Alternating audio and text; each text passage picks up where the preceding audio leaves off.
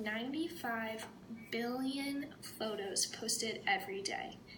And of these 95 billion photos, 4.2 million likes are generated or double-clicked, double-tapped, hearts, loved every day.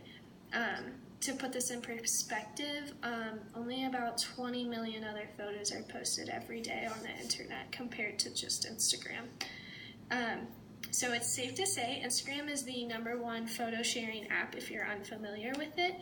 It's a very easy, user-friendly, simplistic way to get real-time live feed whenever you want. So let's dive in on how they have become so successful in just 8 short years. So the first day of Instagram, July 16th, 2010, Mike Krieger and Kevin Systrom had posted their first photos. They posted about 9 of them. They weren't very aesthetically pleasing in today's Instagram compared to what they had posted then. They were just pictures of their food, a couple friends, and places they had been, no tagging, no hashtags, anything like that. So it's pretty simple, and just a few quick statistics. Over 80% of the Instagram users come from outside the US, and 55% of them are ages 18 to 29. So these stats came from Time Magazine, as you can see at the bottom of the page, if you want to look them up. So a brief timeline showing how fast this company had grown. So their first photos were in July, then October 2010 they launched it publicly, and by December they had 1 million users. Fast forward a little bit, they kept growing users, and in April 2012 they had sold to Facebook for $1 billion, and so 300 million in stock, or 300 million cash, and then the rest all in stock in the company. And once Facebook got a hold of them, they really took off. So they added a lot of features to make it always more user-friendly, easy access. So photos of you, video sharing, direct messaging, switching the algorithm to posts you would best like rather than what came up chronologically. And then in the past 2 years, they introduced stories, so to give people a live feed of what's going on in the past 24 hours.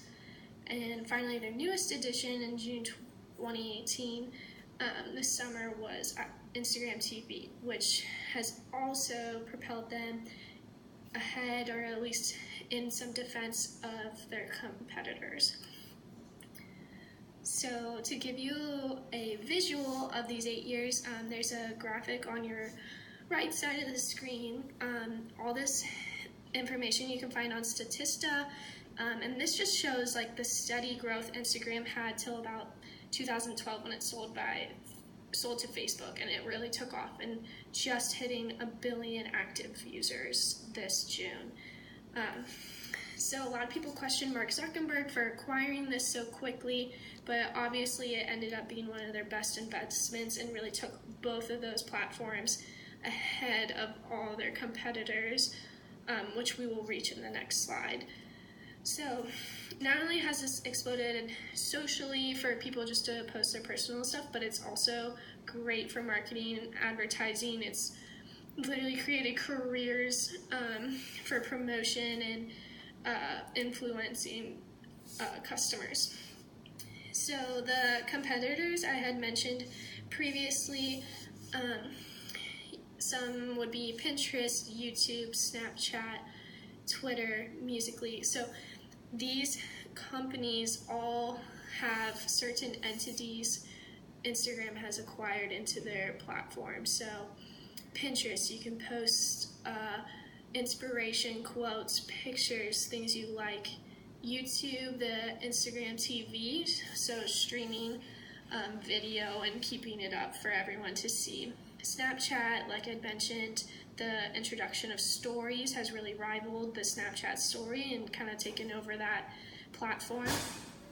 Twitter, posting your thoughts, music, you can now incorporate music into your posts. So they really have done a good job of combating each of these unique companies and giving themselves a piece of them.